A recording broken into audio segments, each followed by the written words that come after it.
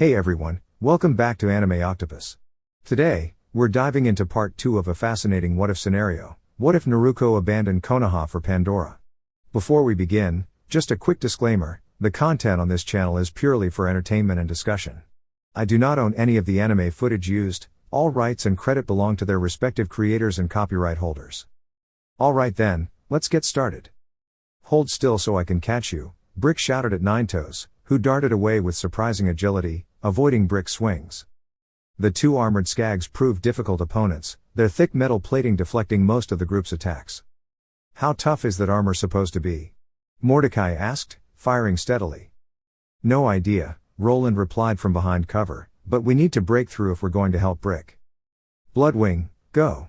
Mordecai called, sending his trusted bird companion into the fray. The screeching bird swooped down, managing to strike Digit and peel away some of Pinky's plating. Nice work, Mordecai praised. At least that gives us an opening. The skags, angered, turned toward him at once. Not good, was all he managed before being struck and vanishing in a flash of light. We really need to wrap this up fast, Naruko said firmly.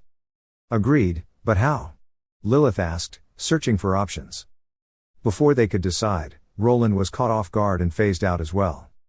Ha ha ha. Is that all you've got? I'm just warming up. Ninetoes bellowed with wild laughter. I've got an idea, Naruko said, determined. Lilith, use your corrosive abilities on the skags. I'll keep Ninetoes busy. Be careful, Lilith replied as they split their focus. The corrosive energy quickly weakened the armor, allowing the skags to be defeated with a quick spray of coordinated fire. Naruko channeled her power and charged straight at Ninetoes. Now we're talking. Bring IT on. Ninetoes shouted eagerly. Do you ever stop yelling? Naruko asked, striking with swift, precise clawed slashes. She pressed forward relentlessly, wearing down his defenses until at last he collapsed in defeat. That was tougher than expected, Naruko admitted, brushing herself off. Let's hope we don't have to deal with that again anytime soon. She collected herself and handed Lilith a weapon they had found. There's a red chest here and a silver one over there. I'll grab the red, you take the silver. Inside, most of the gear wasn't very useful, except for a Rolling Thunder sniper rifle, which proved to be an upgrade for Mordecai. Alright, let's regroup. The others should be waiting by the respawn station, Naruko said. Well done, came the voice of the mysterious guardian angel. That was only the beginning of your journey. There it is again, Naruko thought. That voice. No way. Could it really be Angel? It's good to see you again, Naruko, Angel continued. Don't worry, no one else can hear me. I can't stay long, but I'll explain more later. Naruko's eyes widened slightly, though she kept her thoughts private. What was that? Lilith asked curiously. Nothing important. Let's just report back to TK, Naruko said, brushing it off as they left the cavern. On their way back, more skags appeared. Seriously? If I see one more of these things, I'm going to lose my patience. Naruko groaned. Stay focused and keep firing, Roland encouraged, expertly downing another one. Lilith quickly cleared the rest using her phase walking abilities, allowing the team to continue without delay. Soon, they came across a strange rock formation resembling a hive. You've got to be kidding me. Now flying creatures too? Naruko muttered, readying herself. Out swarmed the rack, swooping down in tight spirals. Okay, these aren't too bad. They're practically flying right into us, Mordecai said with a grin. Brick tried to swat them with his fists but had little luck. Naruko fought alongside him, deftly wielding her knife, though the rack were nimble. Eventually, the glowing ones dropped supplies, money and ammunition, which the team gratefully collected. Looks like the shiny ones are the carriers. Good to know, Roland observed. After finishing the fight, the group returned safely to the arid Badlands. Naruko and Lilith went to Firestone to inform Zed of their success with Ninetoes, while the others visited TK. Well now, I'm impressed, Zed exclaimed. You handled Ninetoes? You should celebrate. Here, take some gear and check the bounty board for new jobs. Thanks, we will, Naruko said politely. They divided the gear, Mordecai choosing a long-range grenade mod, Roland taking a proximity mine incendiary, and Lilith picking a corrosive rubberized version.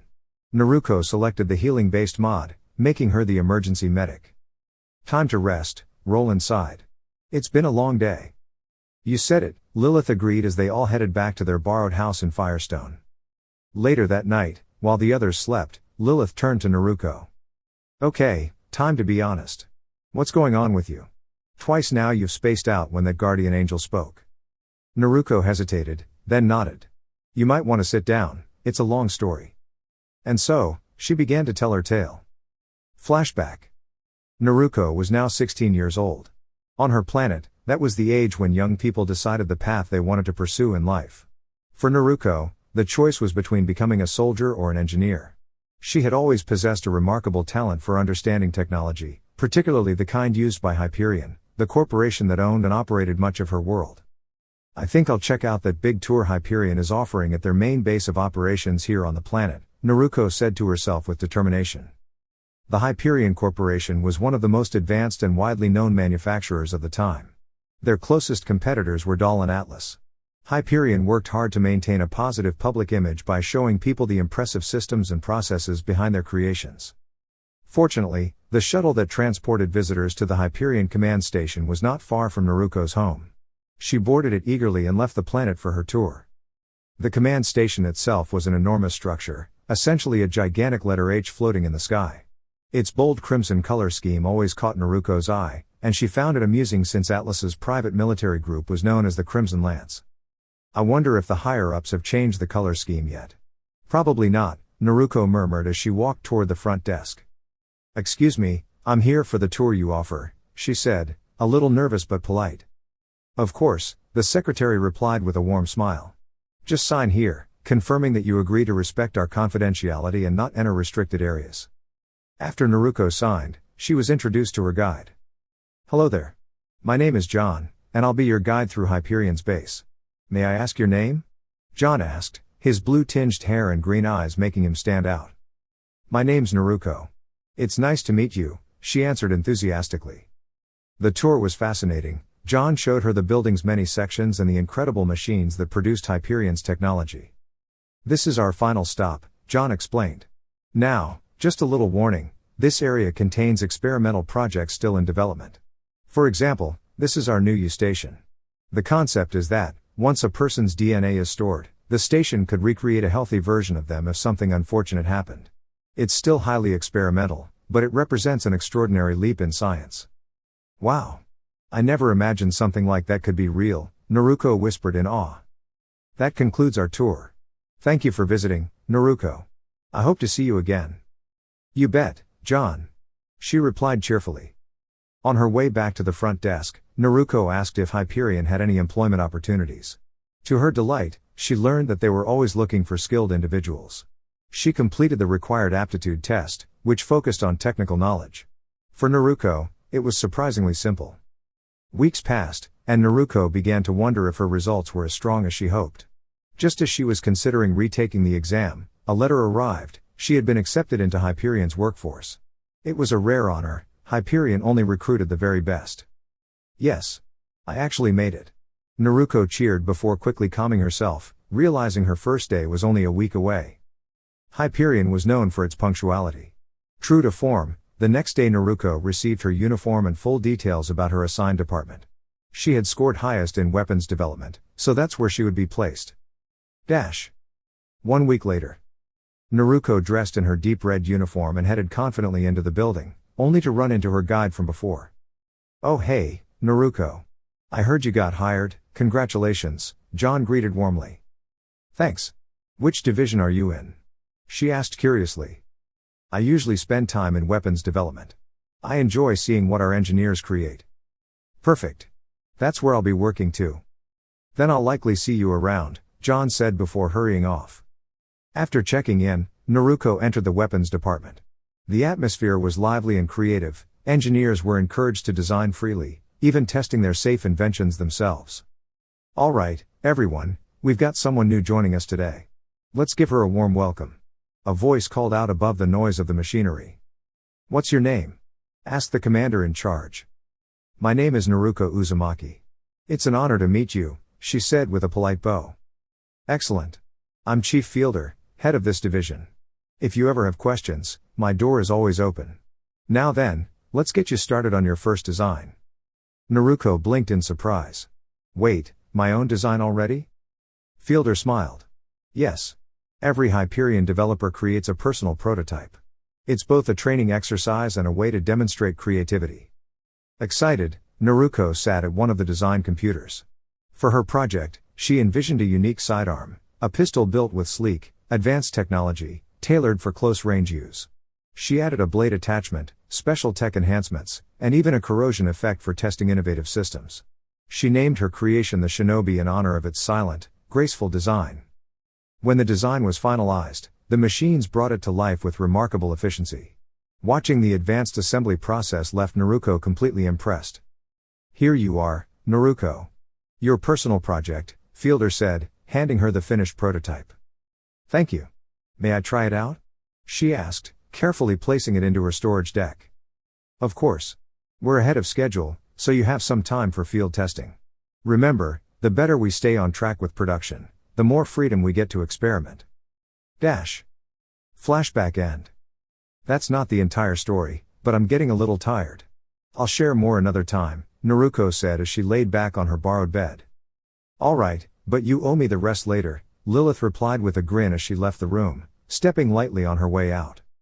When the group woke the next morning, they immediately headed to the mission board Zed had mentioned. At that moment, only 2 requests were posted, one from a man named Scooter and the other from TK Baja. They decided to take on both. Scooter needed assistance repairing his car stations, while TK had some additional tasks waiting. Alright, so who wants to handle what? Roland asked as they reviewed the details. I'll work with TK. Anyone want to join me? Naruko offered. Sure, why not? Lilith replied as the 2 of them started up the hill toward TK's small shack. Okay then, that leaves us to get the car station running, Roland said as he walked toward the gates. A voice with a heavy southern accent echoed through their comms. Hey, are y'all the ones who take care of problems when folks ask? The catch-a-ride station up near Firestone's more broken than a rusty tractor. I'd sure appreciate it if you could take a look at that system for me. Hot day down in the Skag Den, you know what I mean? Roland shook his head with a half-smile. I get the feeling they're going to be busy with that. Well, let's see what this fellow TK needs.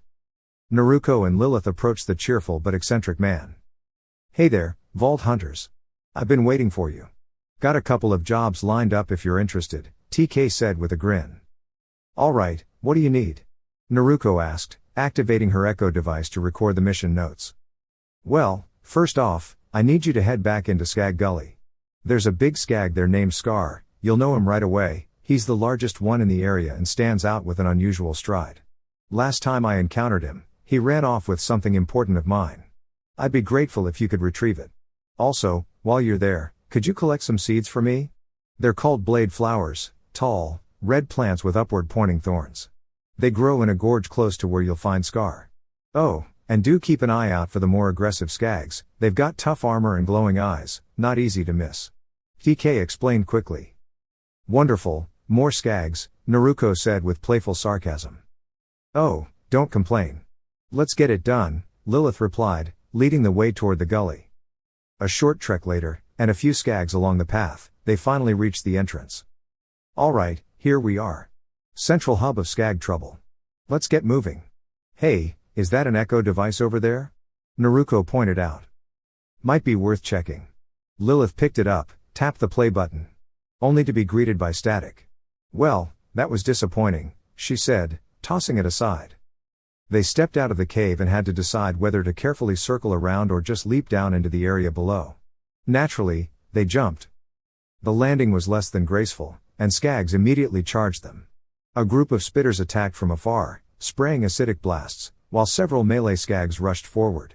Lilith's Malawan SMG quickly cleared the ranged attackers, while Naruko skillfully handled the closer ones with her blades. At this point, battling skags was starting to feel almost routine. They pushed through, gathering supplies along the way, until they reached a steep hill leading up to Scar's den. Halfway up, a swarm of rak burst out from their hive, circling above. Among them was a rare, gleaming white one. The duo decided to take them out before they became a distraction later. Hitting them with blades proved nearly impossible, so Lilith did most of the work with her weapon while Naruko managed to land a few precise strikes. And here I thought you were supposed to be the expert, Lilith teased as she reloaded her gun. I am an expert, just not with unpredictable flight patterns. I still managed a few, Thank you very much, Naruko retorted. Alright, fair enough. Come on, let's go deal with this Scar, Lilith said as they reached the plateau. Minutes later, Naruko could be heard exclaiming, "Oh no, oh no, oh no," as Scar lunged and chased her in circles around the wide arena. "Why is it always me?" she shouted, thrusting another blade forward to hold the creature at bay. Her specially crafted energy grenade absorbed the last bit of vitality from Scar's device and, in turn, revitalized Naruko. Well, that was amazing. Come on, I can see TK's leg module, some credits, and a chest we can open up, Naruko said cheerfully as Lilith collected the items. Alright, the blade flowers should be inside that cave down there. You go first, I'll follow, Lilith explained, walking to the plateau's edge and peering down. Sounds good. Just some scraps in that chest, by the way. Let's finish this quickly and get back to TK so we can leave this place, Naruko replied. Hey, you two, how's your mission going? Roland asked over the echo communicator. Not bad at all, we just retrieved TK's leg and are about to gather his crops. How about you? Naruko answered. Could be smoother. We're up against a tricky bandit leader named Bonehead. His defenses are tough, but we'll manage. Just giving you an update. Good luck out there. Thanks, same to you. The duo moved to the edge and jumped down, only to be met with a pack of skags. With teamwork and skill, Naruko and Lilith handled them easily. The cave was just ahead when a thunderous roar echoed. Inside, they spotted two glowing eyes surrounded by a white aura. It was a massive skag.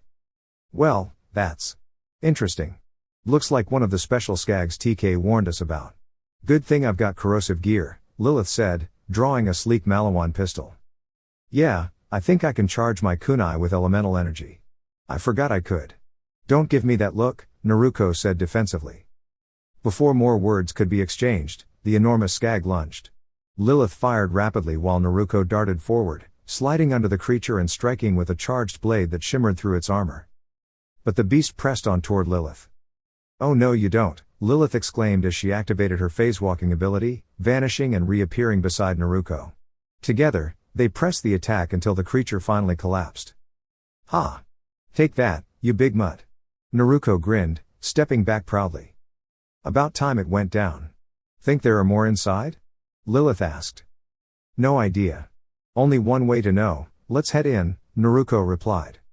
Inside, they collected the blade flowers while facing more skags, including two more powerful ones. With practiced coordination, Lilith providing cover fire and Naruko striking swiftly, they overcame the challenges with growing confidence. That was actually pretty fun, Lilith said as they exited the cave through a back path that conveniently looped near the entrance. Yeah, but let's head back to TK and check in. Unless you feel like dealing with more wild pups, Naruko joked. Ha, no, thanks. I've had enough for today, Lilith said as they trekked toward the travel station. Though more skags tried to block their path, the two handled them quickly and soon returned to the Badlands. They climbed back to TK's hut to report in. Thanks so much for the help, you two. There are plenty of things I just can't manage anymore, TK said gratefully. Here, take this skag hunting blaster I crafted. I call it TK's Wave. May it serve you well. Appreciate it. I'm sure we'll put it to good use, Lilith replied warmly. Together, they walked back toward Firestone, where the rest of their friends were waiting by the catch-a-ride station. How'd it go? Naruko asked as she approached. Not bad, Roland answered. Yeah, I managed to break through Bonehead's shield and Brick finish the fight, Mordecai added. We also gained full access to the vehicle system now, so that's a bonus, Roland noted. It's getting late, so why don't you all take the car? I'm going to rest, Naruko said, stretching before heading toward the small house they had claimed. Yeah, it's been a long day. See you later, Lilith agreed, following her. When she entered, she found Naruko studying a gun. And here I was starting to think you got rid of that one, Lilith teased. No way. This one's tied to one of the happiest moments of my life, Naruko said with a fond smile. You want to share the story? Lilith asked gently. Alright, sit down. I'll tell you, Naruko replied, motioning to a chair as the room grew calm. Flashback. It had been a couple of years since Naruko Uzumaki joined the Hyperion team. Rising quickly through the ranks, she was now the head field commander engineer, a role that blended leadership with innovation. Naruko was also renowned as one of Hyperion's most talented weapon designers, responsible for creating one of the company's most celebrated legendary inventions, the Reaper machine pistol. The Reaper was a groundbreaking design, a sleek, rapid-fire pistol with integrated blade functions that made it both efficient and universally admired. Naruko had originally crafted a custom model for herself but later refined it into a simplified version that anyone could use. At the moment, however, Naruko was not dealing with high-end engineering. Instead, she was standing in her office, trying to protect one of the most valued devices in the building, the coffee maker. For the last time, no. You cannot dismantle the coffee machine for spare electronics, Naruko declared firmly, her voice carrying both authority and a hint of amusement. Well, why not? Hardly anyone drinks coffee here, replied Craig, her tall and broad-shouldered colleague.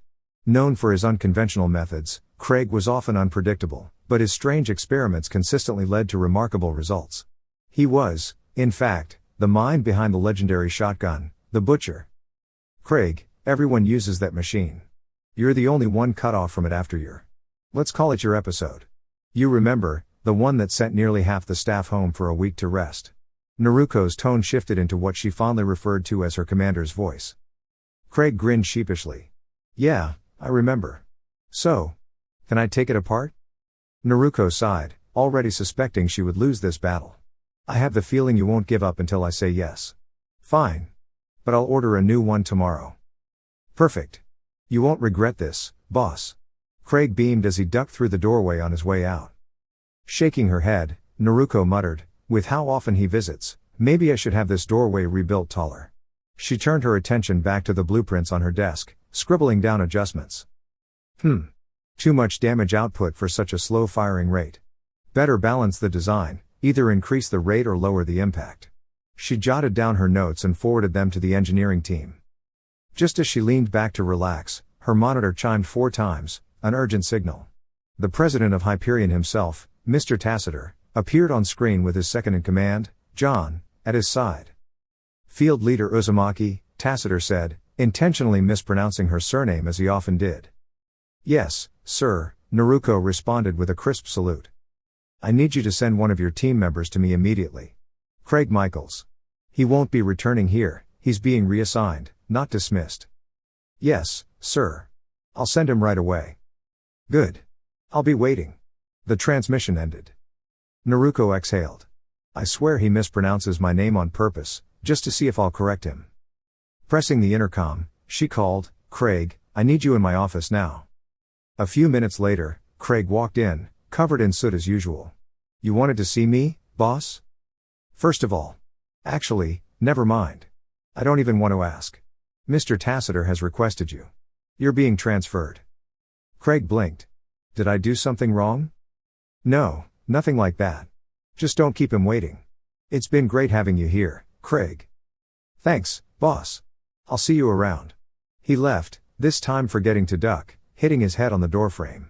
Naruko chuckled at his usual clumsy farewell. The rest of the day passed smoothly, with paperwork and design reviews, until an employee entered with a far more pressing question. Where's the coffee machine? He asked nervously. I let Craig take it apart. Don't worry, I'll get a replacement tomorrow. The man groaned. I really needed that. My daughter says I'm much calmer when I've had coffee. Naruko smiled. Then perhaps you should bring her here one day. She could see what you do and meet the person who sends her all those spare parts. The man paused thoughtfully. That's actually a good idea. She's been curious about my work and especially about you. She's very talented for her age, only 13, but brilliant with robotics. Then bring her tomorrow. I'll make sure she's kept busy, Naruko said warmly. The following morning, Naruko was in high spirits when she passed Mr. Tacitor in the hallway. Good morning, Mr. Tacitor. She greeted cheerfully. Uzumaki, he replied curtly. Unbothered, Naruko continued to her office, where the same employee stood with his daughter. The girl had pale skin, bright red hair tied into 2 ponytails, and curious brown eyes that scanned the room eagerly. Ah, Gage. I've heard a lot about you. It's great to finally meet, Naruko said kindly. Same here. So you're the one sending all those parts home with Dad? Gage asked in a rapid, excited tone. That's me, Naruko replied. I thought it would be fun to support your passion. After Gage's father left for work, Naruko leaned closer. How about I show you something special? We call it the bin. It's where we keep our most advanced parts. Gage's eyes widened. Seriously? That sounds amazing. Leading her down the halls, Naruko explained, the bin stores high-end electronics and robotics. I'll put you on the access list so you can visit whenever I know you're here. The doors opened, revealing shelves of gleaming components, specialized engines, and intricate circuits. Gage froze, awestruck. This is incredible. Well then, don't just stand there. Show me what you can do, Naruko encouraged, settling into a chair. Gage dove in, assembling and modifying with surprising skill, humming happily as she worked. Hours later, she proudly presented a battle mech prototype, compact, durable, and equipped with an impressive array of non-lethal defensive tools. Naruko examined it carefully. Remarkable. You really are gifted, Gage. Would you like to customize its design? Together, they painted the mech in bold shades of red, black, and blue. Gage added her own finishing touch, a white symbol on its chest. I call it the Swift Chaos, she declared proudly. Naruko laughed warmly. Excellent work, Gage. You've definitely earned the title of a true mechamancer. And so began a new friendship, built on creativity, trust, and the joy of invention. Continued flashback. The month progressed smoothly. Gage spent almost as much time near Naruko's area as she did with her own father. She frequently visited the laboratory to work on Swift Chaos. When she discovered the capabilities of Digistruct technology, she was thrilled by the possibilities it unlocked. Her mechanical creation now featured digistructed blades emerging from its arms, and she successfully set up a device that allowed her to summon the robot at will. Although the process required patience, it proved to be highly effective. Meanwhile, the new U stations were finally completed within the testing zone. Every employee was officially registered in the system at priority level 1, ensuring their access and functionality would always remain uninterrupted. The system carefully organized participants based on their rank and experience, making the workflow smooth and orderly. Everything was going wonderfully, until circumstances suddenly shifted. Not long after Gage finalized her mech, John Connor experienced a heartbreaking accident at home that left his family deeply shaken. His daughter Angel, still very young and gifted with extraordinary abilities as a siren, struggled greatly. The emotions she carried caused her powers to fluctuate, disrupting the systems and making normal operations difficult. Naruko was one of the few who attended the memorial service. John seemed colder than usual, looking as though the whole world had wronged him. Not long after, Angel was no longer seen around. Okay John, what's going on with you? I can understand being upset, but is it really necessary to keep your daughter hidden away from everyone? Naruko asked calmly. Nothing is wrong with me. I feel just fine. Now if you'll excuse me, Miss Uzumaki, I have work to do. Naruko immediately felt that something wasn't right. John never called her by her last name. Oh, and one more thing, call me Jack, John said before walking away. The following month was difficult for most of the workers.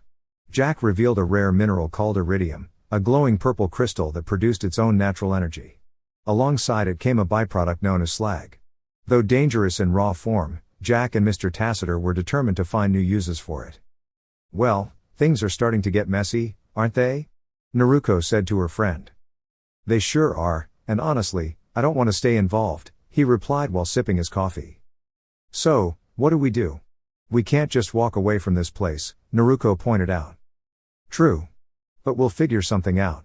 For now, let's get back to work. As Naruko returned to her office, alarms suddenly blared. These alarms almost never rang except during drills, yet the announcement "this is not a drill" repeated through the intercom. Naruko hurried to the source and found a commotion. A large man with a mask and breathing device was charging through the halls. He carried a handmade weapon and seemed to struggle with his own thoughts, speaking in a voice that shifted between shouting and reasoning. My name is Krieg, he declared loudly. Naruko squinted. Wait a second. Is that you, Craig? The man froze, conflicted. What? No, quiet. Craig, are you all right? What happened to you?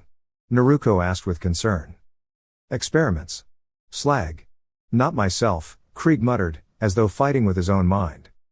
So you've been experimented on with slag, Naruko said gently. Listen, I need to get a friend out of here safely. You seem strong enough to create a distraction. Can you help? You want me to let loose? Krieg shouted, his tone shifting again. Yes, but don't target me, all right? Naruko said firmly. You got it, boss. Krieg answered with a flash of clarity. He charged down the hall, drawing everyone's attention, while Naruko slipped away to gather her companion and their equipment. All right, we've got a chance to escape now. Krieg is keeping everyone busy, Naruko explained. Good plan, said Gage's father as they ran together. But why didn't we use that machine my daughter built? Because it's meant for stealth missions, Naruko replied. That's what this device is for, it even has a cloaking feature. Where did she get something like that? He asked. You'd know better than me, Naruko said with a faint smile. They hurried through the corridors. In the distance, Krieg continued to hold off the guards, but eventually he collapsed from exhaustion. Naruko sighed sadly. I'll check on him later. Right now, we need to move. You should leave too, I'm heading off this planet. Yeah, you're right. It's been good working with you, Naruko. Hopefully, we'll meet again, Gage's father said as they parted ways. Naruko made her way to the main gate, showed her identification, and was allowed through without issue. From there, she traveled straight to Craig's home. It was a modest 2-story house built with durable materials, surrounded by tools and makeshift devices. As Naruko approached, she heard soft crying from inside, a child's voice. She stepped in carefully and found a little girl hiding in a closet, clutching a stuffed rabbit. It was Tina, Craig's 8-year-old daughter. Naruko had met her before. Tina was bright, funny, and always tinkering with small inventions. Hey Tina, are you okay? Naruko asked kindly. And Naruko? Tina said, her eyes full of both fear and hope. Yeah, it's me, Naruko reassured. Tina ran into Naruko's arms, hugging tightly. She had sandy blonde hair, green eyes, and wore a pink shirt with a rabbit face on it, along with dark pants and sneakers. She looked as though she'd been through a lot. Tina, what happened? Naruko asked softly. They took my parents. Hyperion used them for experiments, Tina said through tears. Naruko gently patted her shoulder. I already knew something was wrong with your dad. I was coming here to tell you that he's still alive, though not quite himself. I didn't know about your mom, though. I'm so sorry. But listen, you're not staying here alone. Do you want to come with me? You'd really take me with you? Tina asked timidly. Of course. I'd never leave my favorite demo expert behind, Naruko said, making Tina giggle through her tears. Oh okay. Please don't leave me here. I won't, Naruko promised warmly. Together, they headed to the nearest spaceport, boarded a ship, and left the planet behind. On the ship, Naruko tucked Tina into a seat. We're safe now. Can you tell me what happened? Me and Mommy were out walking when Hyperion soldiers surrounded us. Mommy gave me a special rock to hide, though I didn't know why. Later, when things got scary, she told me to use it to escape. I did, but I got a little hurt while running away. Then I hid at home, Tina explained bravely, though her eyes welled with tears again. Naruko hugged her gently. It's all right now, Tina. I'll protect you. As Tina drifted off to sleep, Naruko thought to herself, Jack is willing to go to extremes. But we'll be safer on Pandora. Doll abandoned it recently, and hardly anyone ventures there anymore. With that plan in mind, Naruko set course for a new beginning. And that is the story of how I arrived on Pandora and a little about my past, Naruko said as she leaned back with a light smile. So, you rescued a young girl and brought her here? Where is she now? Lilith asked, tilting her head in curiosity. She's living in a cave on the far side of the planet, in a place called the Tundra Express. She's become quite the creative inventor, an artist with gadgets and devices that pack a surprising spark. I'll have to introduce you to sometime, Naruko explained warmly. I see. And what do you know about that girl Gage? Anything new about her or her father? Lilith asked. Not much, Naruko replied thoughtfully. She still has the Swift Chaos, and her father has been setting up a campaign against Hyperion. But I've heard she recently got into a conflict with the child of one of the company's leaders, and now he's insisting she be located. I was planning to bring this up with Roland, to see if we could welcome her into our group. You want to bring in a girl, Lilith began before Naruko gently interrupted. Relax. She's nearly 17 now and already accustomed to handling herself in difficult situations. She'll be fine, just a little rough around the edges. Lilith sighed. All right, if you're confident. I don't have a problem with it, but you'd better check with the others first. I will. Tomorrow I'll speak with everyone. For now, I'm heading to sleep. See you in the morning. Good night, Naruko. And thank you for sharing this, Lilith said as she left the room. The next day. Alright, everyone, Roland announced, gathering the group's attention. Today we need to open that gate outside town and face this sledge character. Let's get moving. Perfect. Let's grab a couple of vehicles and head out, Naruko said cheerfully, energized to begin. Wait, Naruko, Lilith reminded gently. Don't forget what we discussed last night. Oh right, thanks. Yes, so I've been in contact with an old friend. His daughter recently got into serious trouble and needed to be hidden. He sent her my way, somehow knowing exactly where I was. I need to ask if bringing a girl with remarkable genius, someone who can engineer nearly anything and has a custom-built Hyperion stealth mech, would be good for our group, Naruko explained carefully. How old is this girl? Mordecai asked, expecting a child. She'll be 18 in a few months, Naruko replied. What's her name? Roland inquired. Her name is Gage, Naruko said with a smile. I worked with her father before, we became close friends. She's spirited, but incredibly smart and talented. Can she handle herself in a fight? Brick asked, curious.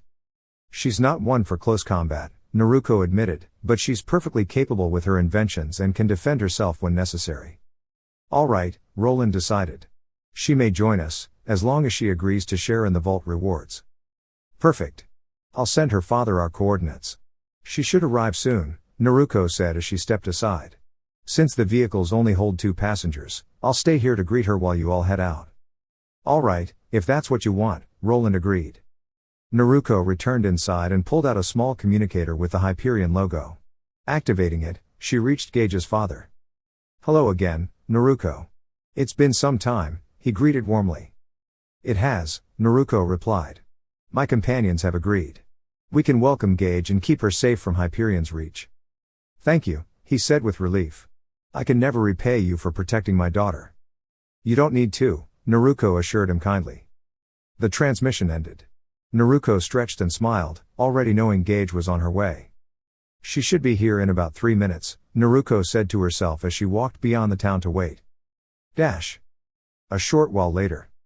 Right on time, Naruko remarked as she spotted a pod descending gracefully with its landing equipment extended. Here we go, she said softly as the pod touched down and its hatch opened. Hello, Pandora. A cheerful voice rang out. Dear YouTube family. That's all I have for you today. I truly appreciate you taking the time to watch, learn, and share this journey with me. Your support means more than words can express, and it keeps me motivated to bring you better and more exciting content each time. If you enjoyed this video, please don't forget to like, share, and subscribe to the channel. It really helps this community grow and ensures that you never miss out on future uploads. Thank you once again for being part of this space, and I look forward to seeing you in the next video. Until then, take care and keep supporting.